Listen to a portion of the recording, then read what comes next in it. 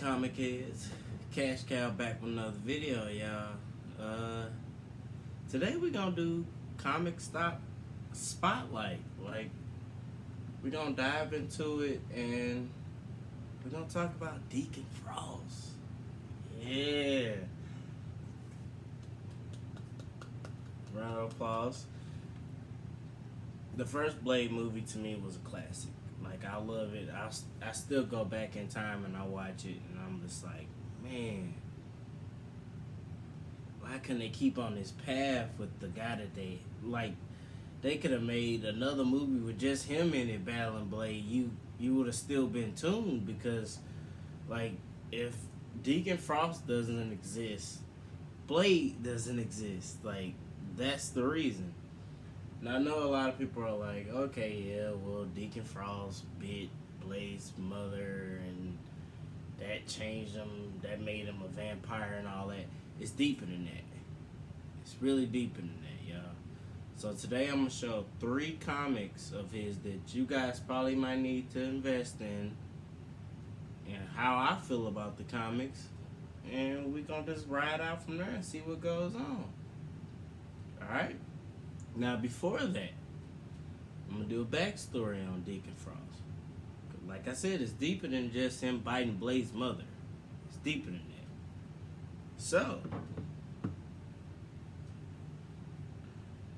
let's start off with saying, okay, Deacon Frost, obviously he comes with the powers of being a vampire.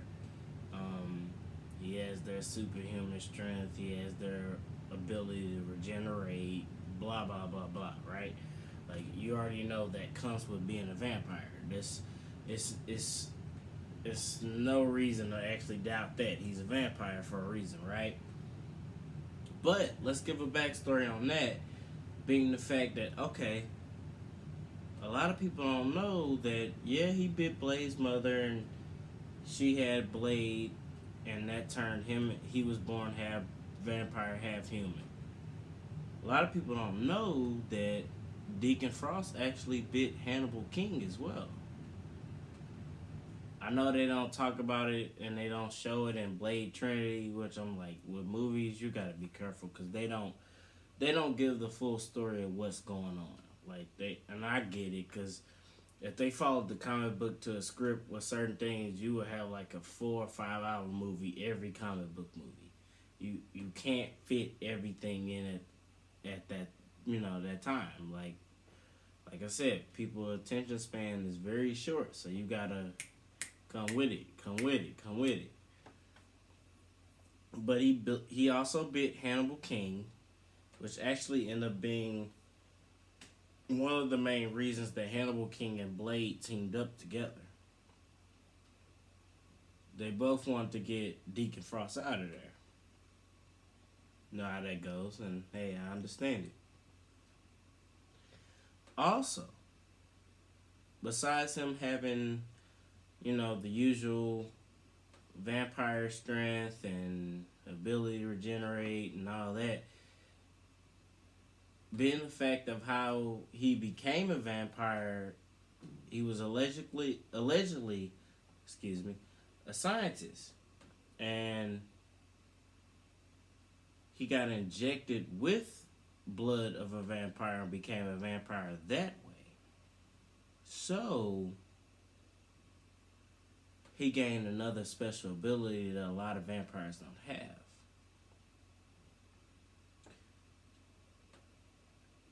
Anybody that Deacon Frost bites becomes a doppelganger. So he can create more of whoever he bites. Which probably may explain the reason you don't know why in the first Blade movie in the 90s you see Blade's mother. That could be Blade's mother, or that could be a doppelganger. Now, anybody that Deacon Frost bites and they become a doppelganger, he has them under mind control. That's it. They're going to do whatever he says, when he says it, how he says it, right? So, that's a big mystery of that. You don't know if that's Blade's mother. You don't know none of that.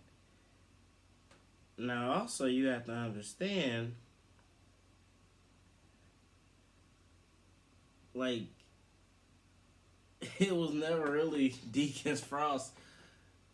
Like, it was never his plan to have Blade as his enemy. Like, his Blade's mother was just some random person he probably wanted to bite, and next you know, how fate creates it, that ended up being his biggest rival and the reason that he gets killed. Like, you gotta be careful sometimes when you picking your people, you know. But hey, the way they portrayed, how can I say it? The way the movies portrayed um, Deacon Frost was not how the comics portrayed him. In the movies, he was a younger, more athletic, fit, hip, to the times. In the comic books, he's more of a middle-aged, lower, like higher middle-aged gentleman. So, but the fact that he has vampire strength and all that, he's still a formidable foe. And the fact that Blade hates him because, hey, I wouldn't be a vampire if it wasn't for you. Which, hey, I understand. That's it's kind of a little rough, right?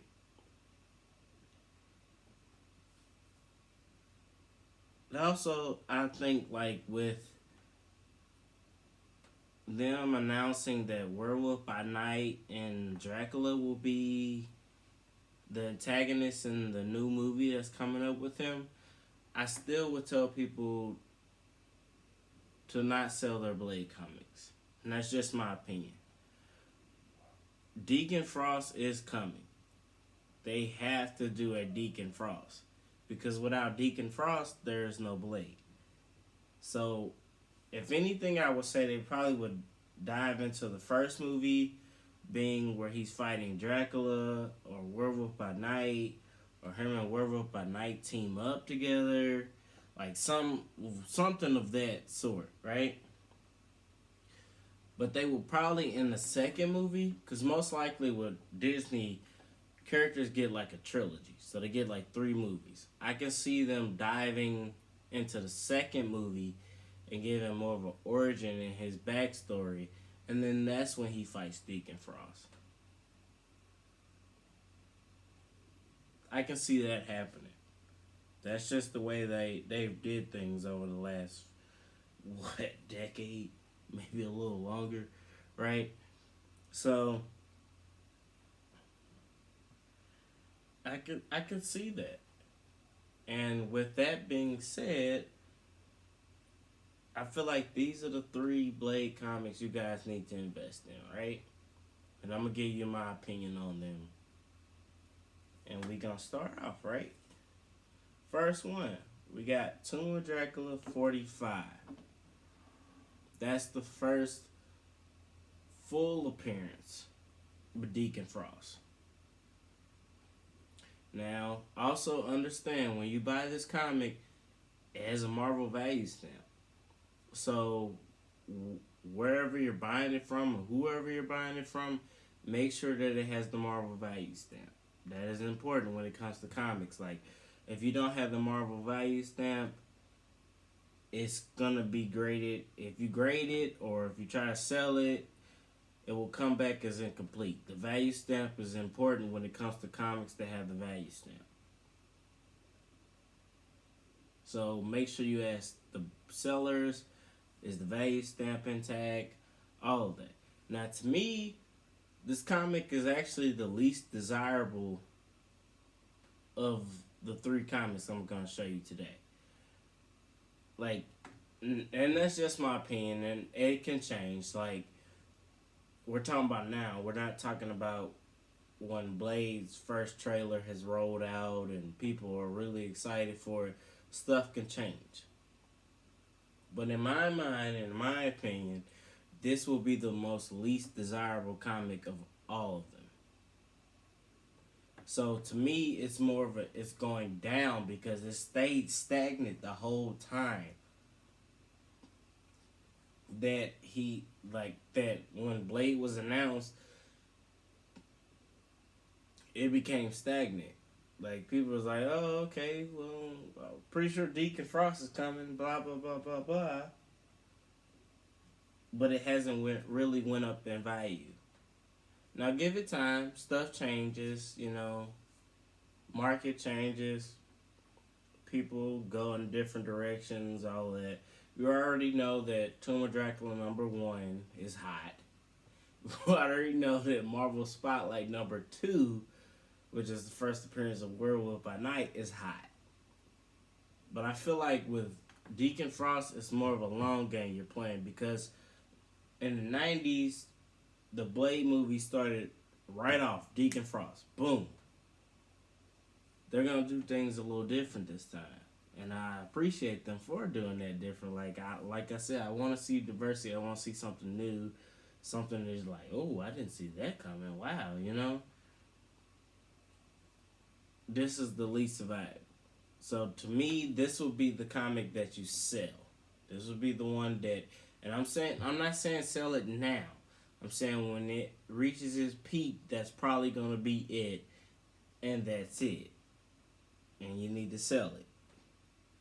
Now don't listen to me. Sell your comics when you want to sell them. I'm just saying when I have that chance, what I'm gonna do is I'm gonna sell them. Now, if the market changes and stuff is different, then hey, I'll do what I need to do, and it happens. But this is the one that's kind of at a hold. Every other comic that I'm showing you today is going up, still going up. Why is this one holding when it's the first full appearance of them? Just saying, right? Next. #2. We got Blade the Vampire Hunter #7. This is the first, this is not the first. This is a really valuable cover appearance of Deacon Frost. As you can see on the cover and all that stuff. This actually has the most potential. Well, I wouldn't say most potential. But it has potential to pass Tomb of Dracula #45. Because it's his cover, he's on the cover. People are finally starting to buy the comic. People recognize the comic. This is your hold. I would recommend buying it and then hold it. Not saying eventually, yes, you probably will be able to sell it. But I would say buy it and hold it. Because I think this is going to be a very big comic once he's finally introduced to the MCU. And he's slated to be the antagonist that fights Blade. I don't see Deacon Frost in the first movie. I don't. I see him in the second movie. I really do. And I strongly believe that. I see him in the second movie. A lot of these Blade the Vampire Hunter #1 and Tomb of Dracula #12 and Tomb of Dracula 54, maybe 54. It's the first Blade gets his own issue in the Tomb of Dracula series. Then you got Vampire Tales #8. God, the way the direction that Marvel is going is insane because they're going underworld. And it's only a matter of time. So it could lead to Midnight Suns. It could lead to... my God, they're just getting started. And I got a feeling that Marvel's going to keep doing their thing for a long, long, long time. With that being said, this is my hold pick. Tomb of Dracula #45 was my sell. This is my hold because I have a feeling that this will surpass that comic. It's only a matter of time that I feel like it has enough staying power now where you may catch a few on sale for 10, 15 bucks, 20 bucks. Some people are selling it for 30. But that's just now. That's not a year from now when the book is gaining more steam. Not to say that Tomb of Dracula number 45 is not going to gain any more steam. That's just my opinion and how I feel that this book will be more valuable than that book when it's all said and done. Alright? And the last one but not least, Tomb of Dracula number 13. This has the most potential out of any of the books that I've mentioned today. You have the third appearance of Blade. You have the first cameo appearance of Deacon Frost. And this is actually the most valuable or most highly sought after comic for Deacon Frost. This is one of those exceptions where the cameo is more expensive than the first full appearance. People care more about this comic than they care about Tomb of Dracula number 45. This will be the one, if you can, this is my buy pick. You go after this one. If you can't get anything else out of Deacon Frost, you buy this comic. You buy it. Now, whatever you want to do after that, hey, that's on you. God bless you. This is my buy pick. Like, this is the one you buy. If you can find it for a decent price. And then you have some people that are starting to sell it because they confirmed that Werewolf by Night and Dracula would be the antagonists in the movie with Blade. And they're like, oh, well, we want to see Deacon Frost. And I'm like, dude, you're going to see Deacon Frost. It's only a matter of time. You're going to see Deacon Frost. Like, you can hang that up with him. You're going to see him, right? So, this is the one you need to go after. You go after this one. Trust me. I just have a strong feeling about it. And I'm just realizing, like, this is the way they're setting it up. You're going to see Deacon Frost. They have to do an origin story. Like, I'm pretty sure they're going to do an origin story more and go in depth when it comes to Miss Marvel or, stuff like that. So, you guys, you comic heads, you stay up, stay positive, keep going at it. This is Comic Stock Spotlight. This is my first episode. Deacon Frost. Loved the first movie with a minute. The actor was great. You guys be safe. Enjoy the holidays that's coming up. And I'm going to keep hitting you guys with these videos. Cash Cow out.